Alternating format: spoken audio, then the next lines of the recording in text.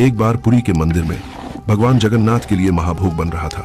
रसोई में सैकड़ों रसोइये थे, हांडी चढ़ी थी, आग जल रही थी। तभी कुछ ऐसा हुआ जिसकी किसी ने कल्पना नहीं की थी। भगवान जगन्नाथ स्वयं रसोई में प्रकट हुए और बोले, मुझे बहुत भूख लगी है, मुझे अभी भोजन चाहिए। रसोइये घबरा गए।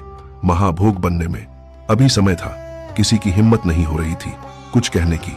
तभी भगवान बोले, जब तक भोजन तैयार होता है मैं पास के गांव में अपने भक्त माधव के घर भोजन कराता हूं।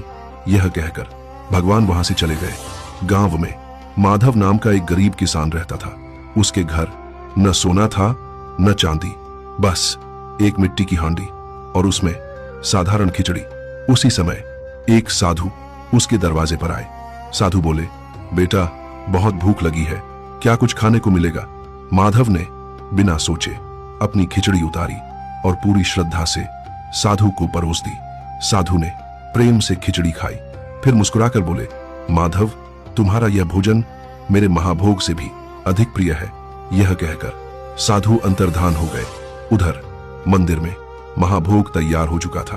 पुजारी भगवान को भोग चढ़ाने पहुंचे, लेकिन जो उन्होंने देखा वह अविश्वसनीय था। भगवान जगन्नाथ की मूर्ति के होठों पर खिचड़ी के दाग थे। पूरा मंदिर स्तब्ध रह गया। अब किसी को कोई संदेह नहीं था, भगवान साधु के वेश में माधव के घर भोजन कराए थे। उस दिन सबको समझ आ गया, भगवान सोने चांदी का नहीं, प्रेम का भूखे होते हैं। सच्चे भाव से बना साधारण भोजन भी महाभोग बन जाता है। आज भी भगवान जगन्नाथ की वही मूर्ति है, वही श्रद्धा, वही आस्था।